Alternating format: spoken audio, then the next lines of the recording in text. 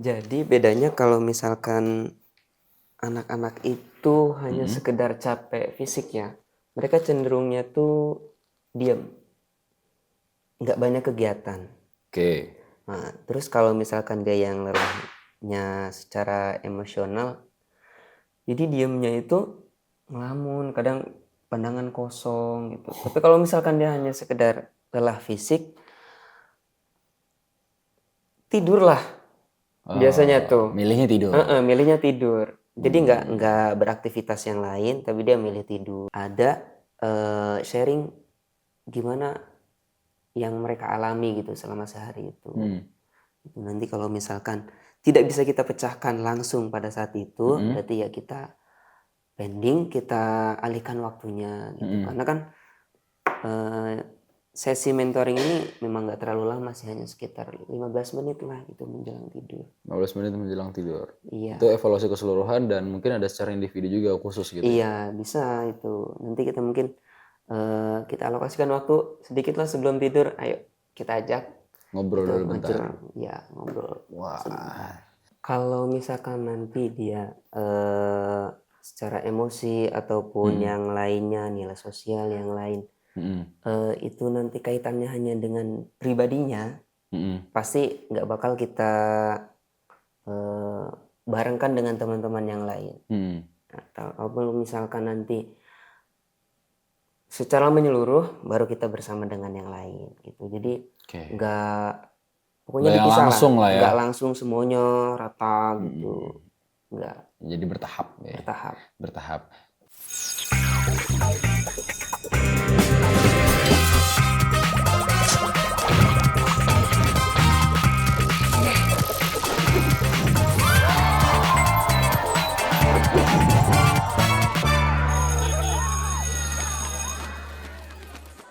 Assalamualaikum warahmatullahi wabarakatuh teman-teman semuanya, selamat datang kembali di ruang BK Bicara Kebaikan bareng sama saya Valdo, dan di sebelah saya sudah ada pembina asrama kita. Tepuk tangan dulu untuk Pak Saleh. Luar biasa. Jadi ini for the first time Pak Saleh tampil di podcast kita ya Pak ya. Ya Ini betul. boleh tahu Pak, Pak Saleh itu sebagai pembina asrama untuk tingkat umur atau usia kelas berapa Pak? Saat ini saya di kelas 8. Kelas 8 berarti ini anak-anak yang tahun sebelumnya jadi siswa baru sekarang jadi siswa lama ya. Ya Ya, itu betul. khusus SMP berarti Pak ya. Betul. Nah, mungkin kita kenalan dulu nih Pak, karena mungkin banyak yang belum kenal juga sama Bapak di rumah gitu kan. Khususnya orang tua baru pastinya kan. Boleh Pak sedikit perkenalan Pak, Bapak siapa, terus backgroundnya dari pesantren mana sebelumnya gitu Pak, dan mungkin pendidikan terakhir gitu Pak, biar semuanya yang tahu. Oke, sedikit ya. Nama saya Nur Saleh. Saya asalnya atau aslinya dari Cilacap. Kalau saya lulusan dari pesantren Al Asriah Nurul Iman Parung Bogor.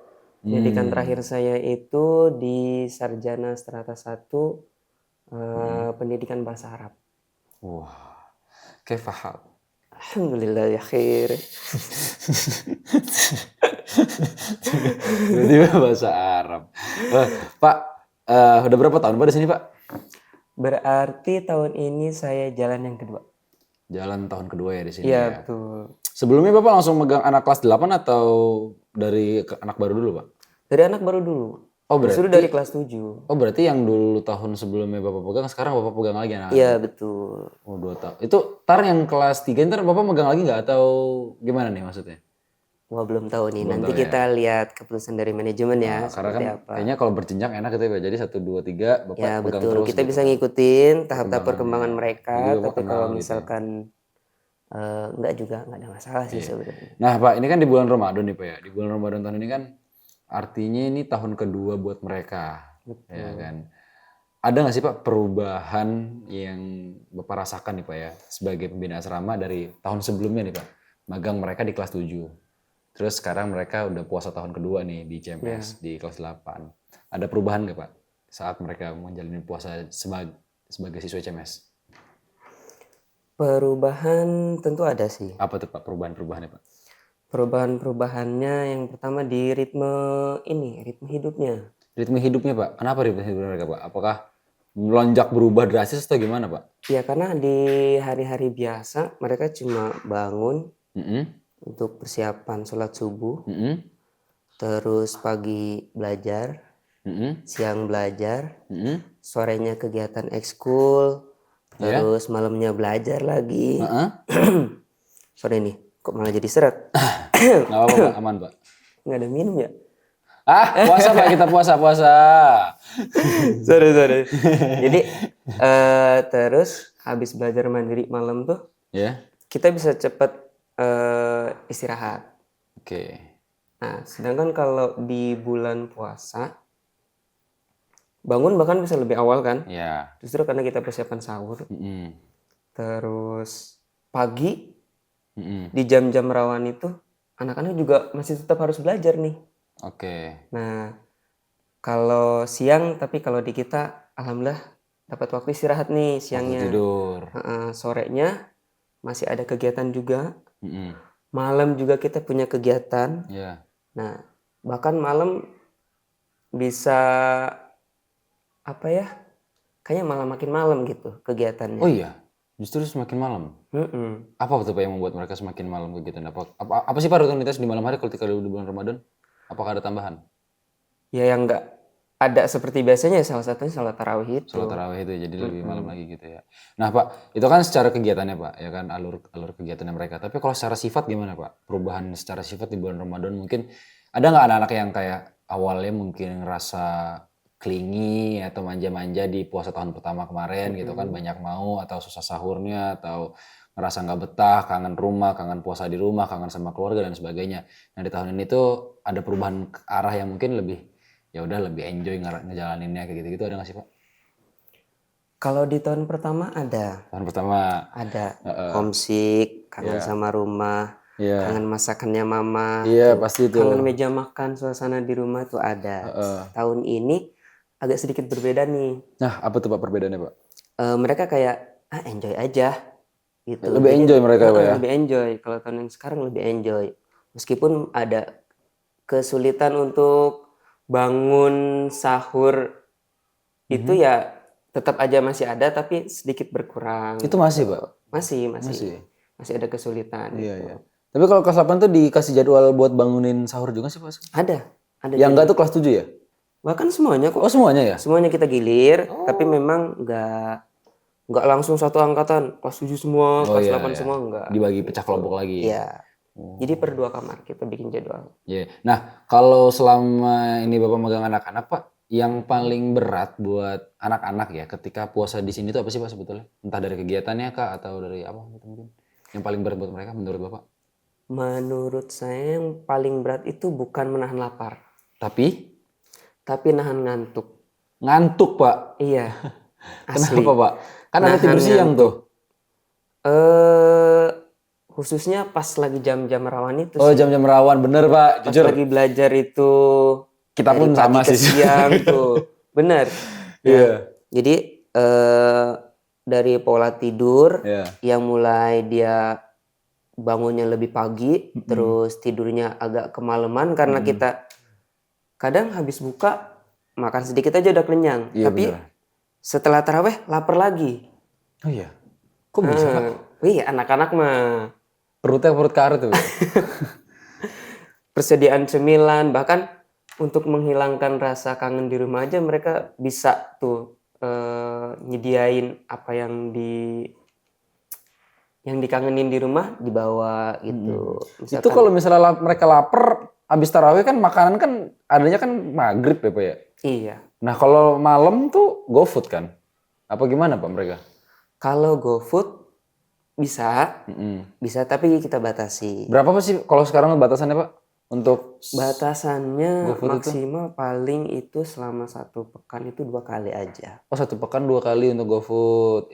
Termasuk ketika di luar Ramadan juga sama Pak? Iya sama. Oh gitu.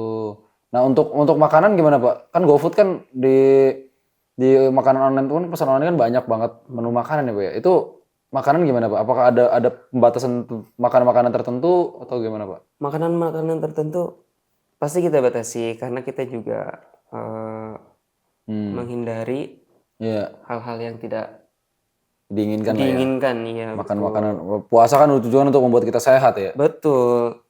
Contohnya Iya. makanan pedas. Oh nggak boleh Nah, yang tuh. pedas itu jangan. Misalnya level Nanti yang 7 ada malah, gitu. wah apalagi gacuan level 1 aja. Sebut produk Nggak nih. apa-apa, nggak apa-apa. Kita belum terlalu gede Itu yang soalnya. level 1 aja kan Iya. udah bisa bikin moncor tuh. Iya, iya, iya, iya.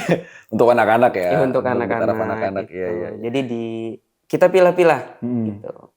Nah, kalau di dalam pengelolaan emosi, Pak, ini apakah anak-anak juga termasuk yang ada perubahan, Pak, dari segi emosionalnya? Kan Ada karena mereka tahu ini lagi puasa atau karena mereka tahu mereka harus saving energi, Pak? Kira-kira, Pak. dua-duanya sih ya. Jadi ada yang bener-bener dia karena saving energi ya. Jadi kayak udahlah, Mas. Udahlah, jalanin aja lah. Hadapin aja lah. Iya. Kayak gimana pun ya jalani. Terus ada juga yang apa tuh ya, ngerasa haus banget, lapar banget. Jadi emosinya nggak stabil, malah sumbu pendek gitu. Ya ada juga yang begitu. Hmm. Di area yang abu-abu berarti ya, Pak ya? Iya. Antara anak-anak yang memang lapar gitu kan sehingga mereka nahan energinya. Terus sama anak-anak yang memang ya punya kesabaran juga untuk melatih kesabaran mereka di bulan puasa. Tapi Pak, Bapak bisa nggak Pak ngebaca situasi kira-kira nih anak nih lagi butuh pendampingan secara emosional, ya kan? Atau memang nih anak memang lagi capek aja kayak gitu. Itu gimana Pak? Bapak ngebaca situasi kayak gitu Pak? Jadi bedanya kalau misalkan anak-anak itu hanya sekedar capek fisik ya, mereka cenderungnya tuh diam, nggak banyak kegiatan. Oke. Nah, terus kalau misalkan dia yang lelahnya secara emosional, jadi diamnya itu ngelamun, kadang pandangan kosong gitu. Tapi kalau misalkan dia hanya sekedar lelah fisik, tidurlah biasanya tuh. Milihnya tidur. Milihnya tidur. Jadi nggak beraktivitas yang lain, tapi dia milih tidur. Ada yang menyendiri gitu nggak sih Pak? Maksudnya kayak dia menarik Justru diri dulu dari. yang menarik diri dengan yang menyendiri seperti itu yang lelah emosionalnya itu. Di bulan puasa ada nggak kayak gitu? Ada Pak? Alhamdulillah sejauh ini sih nggak ada ya. Belum ada Tapi ya. dulu di kelas 7 ada aja tuh yang Di begitu. awal-awal ya Pak ya. Di Itu awal-awal penanganan aja. secara tindak lanjutnya gimana Pak? Secara tindak lanjutnya ya, kita harus rangkul mereka. Jadi kita duduk bareng. Kita tanyain kenapa gitu kan. Ada apa. Kalau misalkan dia ngerasa kangen rumah Pak. Oh iya benar sih. Kita juga ngerasain itu gitu. Jadi kita kasih dia pengertian, terus kita juga kuatin gitu. Nanti juga kalau misalnya kita di sini udah selesai, pas kita ketemu lagi sama orang tua, justru itu akan kerasa lebih indah gitu. Gitu. Jadi kita ngeliatinnya gitu ya. ada love bombing nanti kita ya Iya, sama orang tua betul. kayak ada rindu yang udah menggebu-gebu gitu ya. Nah, kan nggak semua anak itu gampang cerita Pak. Biasanya kan ada yang udah menyendiri, udah kita pepet-pepet ya gitu kan, udah diajak diskusi segala macam, ternyata mereka belum mau bercerita juga biasanya Pak. Itu tahapan-tahapan untuk anak-anak yang mungkin susah cerita, susah untuk sharing tentang masalahnya mereka, tentang apa yang mereka rasain, ada nggak Pak? Dan biasanya ngapain? Kalau untuk anak-anak yang susah cerita? Kalau anak-anak yang susah cerita mungkin kita lebih tanya ke temennya atau ke orang tuanya. Oh gitu ya. Jadi kita cari solusinya dari situ. Kalau dari misalnya sumber dia lain ya. sendiri nggak bisa kita ulik. Dari sumber lainnya Iya, intinya dari gitu. sumber Ini lain. ini kenapa nih si dia gitu? Kamu tahu nggak kira-kira dia kenapa? Ya. Sebelumnya dia ngapain gitu kan? Teman dekatnya kah gitu, yang biasa bareng sama dia. Dan ini sedikit agak keluar dikit Pak ya. Ada di proses mentoring juga nggak sih Pak yang kayak gini-gini itu Pak? Kan setiap malam tuh kan suka ada mentoring tuh. Ada. Oh di situ. Iya, jadi mentoring malam itu kita bukannya sekedar evaluasi kegiatan selama 1 hari penuh ya. Jadi kita juga ada sharing gimana yang mereka alami gitu selama sehari itu. Nanti kalau misalkan tidak bisa kita pecahkan langsung pada saat itu, berarti ya kita pending kita alihkan waktunya gitu. Karena kan eh, sesi mentoring ini memang nggak terlalu lama sih, hanya sekitar 15 menit lah gitu menjelang tidur. 15 menit menjelang tidur. Iya. Itu evaluasi keseluruhan dan mungkin ada secara individu juga khusus gitu ya. Iya, bisa itu. Nanti kita mungkin kita alokasikan waktu sedikit lah sebelum tidur. Ayo kita ajak Ngobrol gitu, dulu bentar. ya ngobrol. Wah. Dan di bulan Ramadan itu tetap terlaksana ya Pak ya? Mentoring Tetap seperti terlaksana. itu ya. Tetap terlaksana. Luar biasa. Ba'da taraweh itu sedikit lah, kurang lebih 15 menit. Mm-mm. Sebenarnya ada jadwal untuk belajar juga tetap masih. Tetap ada ya. Heeh. Karena kita juga di pertengahan Ramadan ini kita ada ujian tengah semester ini. Oh iya lagi benar itu gitu. Dan Jadi mereka harus siap-siap juga ya. Iya, siap-siap. Minggu depan kalau nggak salah. Ini sekarang kan tanggal 26 ya kan Pak ya. Iya, Ini minggu depan kan mereka udah ujian ya. Kalau betul. nggak salah kan. Iya. Nah Pak, sebagai pembina asrama kan berarti kan kehadiran itu adalah sesuatu yang sangat penting harusnya ya Pak ya. Nah pandangan Bapak nih Pak mengenai tentang peran pembina asrama ya Pak ya khususnya yang harus hadir ya dalam arti kan pengganti orang tua Pak. Betul. Kita pembina asrama itu jam kerjanya berbeda Pak. Ya, Ya kan jam kerja pembina asrama itu tidak berdasarkan office hour mm-mm. karena ya selama anak-anak di sini ya selama itu pula jam kerjanya. Betul. Kita selalu ada ya. Iya. Bagaimana Bapak menegakkan aturan dan lain sebagainya agar tetap ya hadir sebagai orang tua mereka di sini Pak? Kalau misalkan jadi pembina asrama untuk kita hadir di tengah-tengah anak-anak itu di bulan puasa, kalau misalkan kita otoritas gitu ya sama peraturan, itu justru malah sering memicu adanya berontak gitu dari anak-anak. Oh iya? Karena itu dari lelah fisik mereka pas lagi puasa juga, sumbu pendek juga itu seperti itu. Jadi kalau misalnya pas lagi puasa begini, mendingan kita jadi kita memilih untuk menjadi pendengar yang baik. Nah, jadi pendengar yang baik. Jadi ketika mereka merasakan kayak emosinya menggebu atau misalkan dia lagi sumbu pendek begitu, kita deketin gitu kan.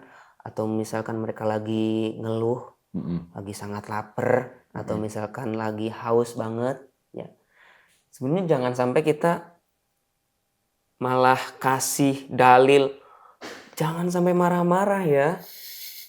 Ya gitu. Karena Malah dikasih dalil ini marah-marah segala bla bla macam. bla gitu Iya ya. ya begitu. Sebenarnya anak-anak itu hanya butuh validasi gitu. Dan tidak setiap sesi curhat itu menghadirkan solusi berarti Pak? Iya, Berarti ya udah aja gitu. Mungkin kita tahu solusinya, tapi momen ini belum kayaknya untuk ngasih solusi ke dia. Belum. Jadi ya udah kita dengerin dulu aja. dengerin dulu gitu. Rilis dulu nih emosinya gitu ya. Dia keluarin dulu Dirilis emosinya. dulu. Baru setelah itu mungkin bisa dikasih masukan, nasihat-nasihat dan sebagainya. Berarti artinya penting banget ya Pak ya kita Iya, hadir sebagai pendengar. betul. Nah, Penting kan banget. ada peran di mana kita harus jadi orang tua, Pak, buat anak. Tapi kan ada peran juga kita harus jadi tenaga pengajar juga, Pak. Dan ini kan arti kan peran berbeda ya, Pak ya. Bagaimana Pak memposisikan diri untuk dalam dua peran yang berbeda ini, Pak? Sebagai pembina asrama dan sebagai orang tua juga di kamar gitu. Sebagai dua hal itu, kita justru lebih ke sebagai orang tua ya. Orang tua. Heeh. Lebih Lebih nariknya ke situ ya. Iya, iya, iya. Karena di sekolah kita menghadirkan this is a second home. Oh iya benar. Kita decision maker kita di sini adalah kita second home. Betul. Jadi bagaimana anak itu nyaman bukan dari segi fasilitas tapi Betul. ya lingkungannya, tenaga pendidiknya itu mereka nyaman. Betul. Gitu kan. Kita ciptakan gimana di sini tuh seperti halnya rumah mereka sendiri. Iya, iya. Dan yang menariknya lagi di tahun depan Pak, rencananya orang tua itu kan ketika menitipkan anaknya ke sini akan dapat dengan mudah memantau setiap perkembangan anaknya. pendidikannya, kesehariannya mereka. Karena di tahun depan kita itu sudah mulai digitalisasi. Wih, mantap ini. Gitu. Jadi ada LMS ya kan, Edupedia kalau nggak salah ya namanya. Nanti kita akan menerapkan LMS itu, yang mana nanti perkembangan anaknya di asrama, di sekolah, pembelajaran, atau apapun itu yang terjadi sama anaknya, itu bisa diakses sama orang tua dan anak itu sendiri lewat LMS tuh. Jadi nilai, perkembangan segala macam tuh Luar biasa. ada di LMS itu. Dan itu akan membantu sekali gitu ya. Betul. Karena nggak semua orang tua itu ini Pak, bisa menitipkan anaknya dengan tenang. Iya, Ini pengalaman saya nih Pak ya. betul. Jadi ada yang mereka khawatir di awal-awal, anaknya takutnya nggak betah, takut nggak dapat Iya. teman, takut dikucilkan dan lain sebagainya gitu kan. Sehingga Iya, betul. minat mereka untuk masuk boarding itu tinggi tapi penuh pertimbangan pada akhirnya. Ya, Iya. ujung-ujungnya malah milih sana, milih sini. Gimana pertimbangannya? Iya, Oh, jadi enggak, gitu. jadi enggak. Antar dulu deh. malah Ujung-ujungnya gitu kan. Nah, insya Allah dengan ada sistem digitalisasi tadi, ya LMS tadi buat ayah bunda di rumah, itu kita bisa lebih gampang untuk monitoring orang tuanya. Gitu. Oke, kita lanjut Pak. Tadi tuh built-in iklan dulu Pak. Siap. Oke, Pak, hidup di dalam bara asrama itu kan berarti kan kita juga harus memberi ruang ya Pak ya. Iya, Untuk waktu, terus emosinya mereka, dan nilai-nilai sosial yang mungkin ini perlu dilatih. Nah, betul. kita meng-highlight poin dilatihnya nih Pak, untuk waktu dan emosi. Karena ini yang jadi poin utama ketika kita masukin anaknya ke boarding school. Bagaimana mereka bisa melatih emosinya mereka dan bisa melatih manajemen waktu. Gimana Pak caranya supaya anak-anak SMP loh ini Pak harus dituntut untuk bisa lebih dewasa di usia yang segitu Pak. Caranya itu yang pertama kita sosialisasikan dulu. Sosialisasi pasti ya. Ya, setelah sosialisasi kita dampingi. Oke. Kita bersama mereka. Jadi setiap Ya. ada apa-apa kita bareng sama mereka. Jadi kita tahu Heeh. seperti apa Heeh. yang terjadi. Mm. Gitu ya. Setelah itu baru kita evaluasi tuh. Mm. Kalau caranya Pak Saleh sendiri ada nggak sih Pak? Maksudnya kayak ini adalah autentiknya Pak Saleh gitu.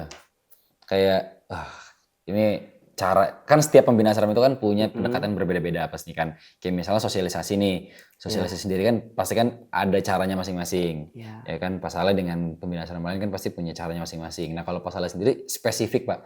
Sosialisasinya yang bisa dilakukan tuh apakah secara berjamaah, apakah secara individu dinasihatinya, terus ya, cara pendampingannya juga apakah pendampingan yang lebih komprehensif atau pendampingan yang seperti apa gitu kan, dan bentuk evaluasinya Pak Saleh itu spesifiknya kayak gimana gitu. Kalau misalkan nanti dia secara emosi ataupun yang lainnya, nilai sosial yang lain, itu nanti kaitannya hanya dengan pribadinya, pasti nggak bakal kita barengkan dengan teman-teman yang lain. Atau misalkan nanti secara menyeluruh, baru kita bersama dengan yang lain gitu. Jadi Oke. nggak, pokoknya Nggak yang dipisah langsung lah ya. nggak langsung semuanya rata gitu.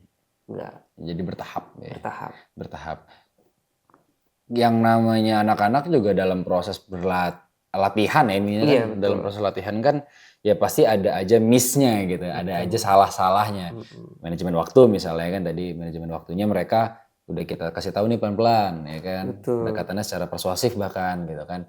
Tapi ada aja yang mungkin sholat jamaahnya telat, mungkin karena satu dan lain hal yang mereka kesibukannya gitu kan, atau karena manajemen waktunya kurang rapi, emosional misalnya, baru ngobrol sama temennya tersinggung terus marah langsung memuncak berapi-api sembuh pendek lah tadi kan. Iya. Nah artinya kan berarti ada peluang untuk konflik itu tetap terjadi Pak, khususnya di bulan Ramadan. Pasti kan, Iya. pasti yang namanya anak-anak tuh persinggungan, ada ketersinggungan, ada konflik-konflik kecil lah. Iya. Nah bagaimana Bapak bisa mengubah sebuah konflik itu untuk jadi pembelajaran bagi mereka sendiri Pak, khususnya di bulan Ramadan ini Pak? Kalau misalkan ada konflik seperti itu, jadi kita nggak langsung menghukum mereka gitu ya. Iya. Nggak langsung menghukum, tapi kita duduk bareng, kita ngajak mereka itu berefleksi. Jadi kita berefleksi kita semuanya sama-sama lagi puasa nih gitu. Mm-mm. Ya kita lagi puasa, kita juga sama-sama lagi lapar, kita Iya. juga sama-sama lagi nahan haus gitu kan. Kita kasih tahu, oh mungkin teman kamu ini marah atau lagi emosi atau lagi tersinggung, gampang tersinggung seperti itu, ya sama kayak kita juga dalam kondisi yang sama gitu. Mm-mm. Jadi gimana caranya biar mereka itu bisa saling memaafkan gitu. Hmm. Demi kesempurnaan ibadah yang kita jalani pas di puasa ini. Hmm. Berarti bentuknya refleksi diri. Iya. Ya, refleksi. Itu memang jadi cara dan karakter sekolah kita sih sebetulnya ya. Saya udah ngobrol sama beberapa guru-guru juga yang ternyata pendekatannya juga mirip-mirip, Pak. Mm-mm.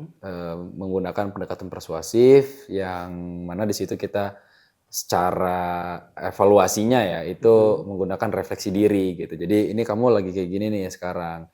Terus kira-kira konsekuensi apa yang kamu bisa terima nantinya. Bapak tipe yang memberikan pilihan konsekuensi atau konsekuensi itu sudah ditentukan sendiri sama Bapak? Pilihan. Pilihan ya. Pilihan. Ya. Karena setiap apa yang mereka lakukan, yaitu Menjadi tanggung jawab mereka menjadi gitu. tanggung jawab mereka. Iya, iya, iya. Setiap apa yang dilakukan pasti punya konsekuensi kan. Boleh di-spill nggak sih Pak biasanya konsekuensinya apa aja sih Pak? Karena ini yang mungkin jadi pertimbangan orang tua juga gitu kan ketika memilih boarding school atau pesantren. Ini hukumannya di sana diapain aja ya gitu kan. Saya pun di marketing di multimedia kita ketika ketemu sama orang tua baru yang baru mencari murid gitu kan mereka bertanya kayak di sini hukumannya kayak gimana? Konsekuensinya apa aja? Nah, khusus SMP deh, mungkin SMP sama SMA berbeda ya kan. Kebijakan yang di SMP konsekuensi yang sering banget ditawarkan ke anak-anak ketika mereka melakukan sebuah pelanggaran apa Pak biasanya Pak? Tentunya konsekuensi yang kita berikan atau yang kita kasih pilihannya itu kepada mereka yang pasti edukatif ya. Edukatif. Walaupun itu mungkin nanti ada sedikit fisiknya, tapi tetap itu akan memberikan dampak yang positif kepada mereka. Ya kayak misalnya ini bangunin apa?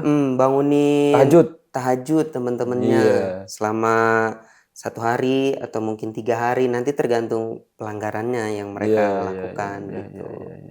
Artinya nggak ada yang kayak misalnya dibotak Pak.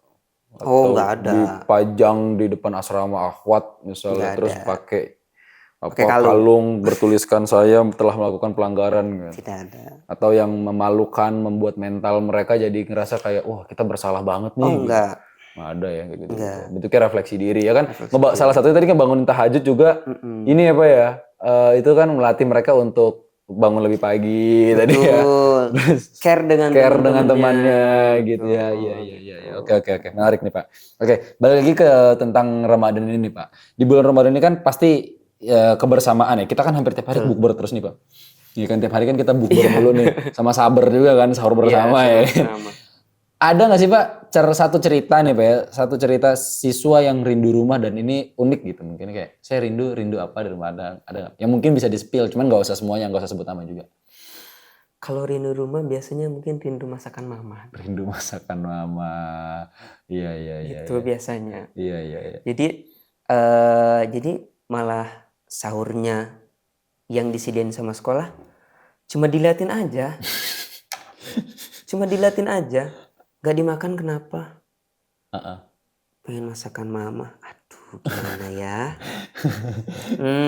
Sahur memang moodnya lagi berantakan sih Pak. Jujur aja Pak. Sahur tuh mood makan tuh nggak ada sih. Apalagi mereka baru bangun tidur kan. Iya. Bukan sambil diliatin malah sambil merem juga kadang begini. Ada momen Bapak harus nyuapin gak sih Pak? Awal-awal dulu. Kayak misalnya aduh ini anak gak mau makan lagi tapi harus sahur nih. Kalau nggak dia pasti nggak kuat gitu. Gak mau suapin gitu. Mau disuapin malu sendiri dianya. Oh iya. Gitu. Gak usah Pak. Akhirnya. Wajah katanya. Akhirnya begitu. Kita dorong terus untuk gimana caranya biar dia sahur. Ya walaupun cuma 1 suap atau 2 suap harus ada yang masuk kan. Setidaknya ada gitu. Iya. Untuk cadangan energi dia nanti kegiatan selama 1 hari full ini. Iya. Jangan sampai kosong. Iya tuh saya ngeliat anak-anak tuh kalau sahur tuh sambil ngunyah tuh ada yang sambil merem. Ada yang sambil merem itu. Uniknya tuh di situ tuh. Dan itu Bapak ikut mendampingi juga ya maksudnya? Iya. Duduk bareng sama mereka ngeliat mana nih. Oh, ini menarik sekali nih Pak. Oke Pak, Bapak kan megangnya SMP ya Pak ya. Nah, cara mereka untuk masih berkaitan dengan rindu rumah tadi nih Pak. Cara mereka mengekspresikan rasa rindu mereka terhadap rumah tuh kayak gimana Pak? Dalam keseharian mereka ketika berpuasa, apakah mereka menulis surat untuk mama papahnya atau apa gitu Pak? Cara-cara unik yang mereka sering lakukan apa sih?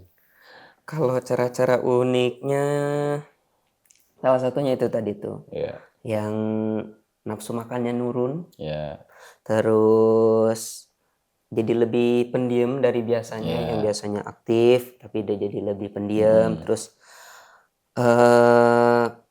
kalau misalkan apa tuh namanya kangen pengen ngobrol, ada yang bisa langsung to the point ke kita, Pak, aku kangen gitu sama mama, boleh nggak minta telepon gitu. Ada yang begitu, tapi kalau misalkan cuma diem aja di pojokan gitu, baru ditanya, baru jawab, ada yang begitu. Terus ada juga mungkin rewel dengan apa yang ada di asrama. Rewel dengan apa yang ada di asrama. Dengan fasilitas-fasilitas yang ada, yang biasanya nggak jadi masalah buat dia, dipermasalahin gitu. Oh, ini di Hal-hal rumah yang gini kecil. nih harusnya gitu. Kalau Iya. di rumah gini, kalau di rumah gini gitu. Iya gitu. Jadi kayak malah dibanding-bandingin gitu. Padahal hari-hari biasa nggak ada masalah tuh buat dia gitu. Mulai rewel tuh dari situ tuh. Nah, kelihatan. Oh, jadi ada rasa, ada ekspresinya itu bentuknya kayak gitu ya. Iya. Rewel-rewel gitu. Rewel. Bahkan mungkin kalau dia yang terbiasa apa ya, kelihatannya kita lempeng-lempeng aja nih. Nah, kalau ada yang rindu sama rumah atau mungkin lagi homesick begini, bahkan mungkin dia sedikit menyimpang. Maksudnya menyimpang itu agak melakukan sedikit pelanggaran gitu, yang nggak biasanya dia lakukan gitu. Iya. Bisa jadi dari situ juga kelihatan. Cara bentuk mereka untuk tahu kalau ini ngasih sebuah sinyal ya. Aku lagi rindu rumah. Gitu. Iya. Gitu. Aku lagi butuh perhatian itu gitu. Jadi ya oke lah, namanya juga anak-anak ya Pak ya. Betul. Oke nih Pak, bulan Ramadan ini kan kita sampai dengan 10 Maret. Ya, sampai 10 Maret. Aktivitas anak-anak ini sampai dengan 10 Maret itu akhirnya mereka pulang. Masuk lagi nanti kan setelah Lebaran ya Pak ya. Itu di tanggal 29 kalau nggak ada perubahan ya Pak ya. Atau tanggal berapa? 29 kembali ke asrama, insya Allah tanggal 30 sudah mulai KBM lagi. aktif. Apa yang Bapak harapkan Pak untuk anak-anak yang Bapak pegang di Ramadan tahun ini Pak? Harapannya yang pertama perubahan ya. Justru perubahan yang positif itu yang kita harapkan. Perubahan positif seperti apa nih Pak spesifiknya? Kemandirian. Mandirinya. Kemandirian sama kontrol diri. Oke. Kemandirian. Jadi selama berpuasa dia aja bisa kok menahan lapar, haus gitu. Dengan waktu yang sudah ditentukan itu, harapannya kita juga bisa nanti ketika sudah selesai dari bulan Ramadan ini, mereka juga bisa tuh kemandiriannya semakin meningkat, terus kontrol dirinya untuk bisa dia mengontrol apa yang mau dia lakukan, terus apa yang tidak perlu dia lakukan di luar bulan Ramadan harus bisa. Artinya mereka jadi lebih dewasa harusnya. Betul. Setelah bulan Ramadan ini. Ya. Bukan malah kembali ke setelan pabrik. Karena kan biasanya kan anak-anak itu kan habis pulang ke rumah tuh mulai tuh ada sebagian mungkin yang di rumahnya orang tuanya ikut membantu, strict juga dalam menjaga kebiasaan anaknya selama di pesantren, Ya, selama di boarding. Ada kan yang kayak kadang ada seperti itu. Ada juga yang mungkin kayak Ada juga yang dimanjain biasanya. dia malah mumpung di rumah, ya udahlah, apa Bapak silahkan gitu. Ya, Dikasih kelonggaran. Akhirnya kelonggaran itu akhirnya ngebuat mereka jadi kesetelan pabrik Pak. Nah, itu. Semoga ini nggak terjadi ya Pak ya. Karena kan memang yang namanya pendidikan itu kan sistemnya dua arah. Betul. Bukan cuma dari sekolah ke anak, tapi dari orang tua ke anak pun juga harus mensupport itu. Ketika sekolah sudah membiasakan mereka untuk begini, maka di rumah pun bukan berarti dilonggarkan. Ya kan kayak, adalah mumpung anak saya di rumah. Justru karena di rumah. Jadi di rumah dia mengaplikasikan apa yang sudah didapatkan dari sekolah. Orang tua menuntut harusnya ya. Gitu. Betul. Kasarnya menuntut, harusnya menuntut bahwa kamu kan di pesantren dulu perasaan atau di boarding dulu kamu jamaah mulu. Kenapa di rumah sekarang jadi jarang? Tadarusnya? Tadarusnya mana? Bukan di pesantren katanya sekarang rajin tadarus gitu. Hajatnya mana? Bukan harusnya seperti itu ya. Orang tua harus menagih tuh nanti kalau di rumah. Iya, iya, Gitu. iya. Jangan Mana sampai nih? nanti malah dikasih kelonggaran. Kalau dikasih kelonggaran, itu dia Iya, menjadi iya. kembali ke setelan pabrik ketika kembali lagi ke asrama. Iya, itu yang sangat-sangat disayangkan justru ya Pak ya. Betul. Oke, terakhir deh Pak, harapan Bapak untuk pesan deh, pesan. Pesan Bapak buat anak yang berpuasa di asrama sekarang Pak. Buat orang tua. Buat orang tua ya, Buat orang tua. jadi jangan khawatir untuk ayah bunda yang ada di rumah. Anak-anak di sini sama, menurut saya juga kayak anak saya. Ini walaupun saya belum nikah gitu kan. Gitu ya. Kita anggap seperti anak kita sendiri Iya. gitu ya. Iya. Jadi sebisa mungkin kita arahkan gitu untuk menjadi anak-anak yang bisa lebih mandiri lagi gitu. Terus bisa lebih baik lagi dalam secara akhlak dan adab juga Iya. gitu ya. Jadi kami harapkan di rumah orang tua nggak perlu khawatir gitu, nggak perlu khawatir, cukup mendoakan gitu. Itu jadi suntikan imun buat anak-anak. Iya. Gitu. Doa dari orang tua. Oke, sip. Terima kasih banyak Pak Saleh udah ngobrol bareng sama kita di Ruang BK kali ini. Semoga podcast ini bermanfaat dan jadi Amin amin ya Allah ya Rabbal alamin. pertimbangan juga buat orang tua yang mungkin sedang mencari-cari sekolah, sedang mempertimbangkan sekolah kita juga untuk masuk pesantren atau masuk boarding school gitu kan dan memilih ke sini. Nah, ini Pak Saleh dan beliau ini yang mengampu dan atau bertanggung jawab pada pembinaan asrama untuk SMP. SMP kelas 8. Iya, SMP kelas 8 seperti itu. Jadi ayah bunda nggak perlu khawatir. Insya Allah pendekatan kita di sini secara persuasif. Kalau tadi kita tangkap kesimpulannya adalah apapun yang terjadi itu diselesaikan secara persuasif. Betul. Gitu ya, bukan secara diktator. Iya. Kan kamu harus ini. Oh enggak. Hukumannya pun ini lebih manusiawi dan edukatif. Betul. Oke, terima kasih banyak Pak Saleh atas waktunya. Sama-sama. Semoga podcast ini bermanfaat. Sampai berjumpa Amin lagi ya di Allah ya ruang Rabbal alamin. BK episode selanjutnya. Assalamualaikum warahmatullahi wabarakatuh. Selamat berpuasa. Waalaikumsalam warahmatullahi wabarakatuh. Marhaban ya Ramadan.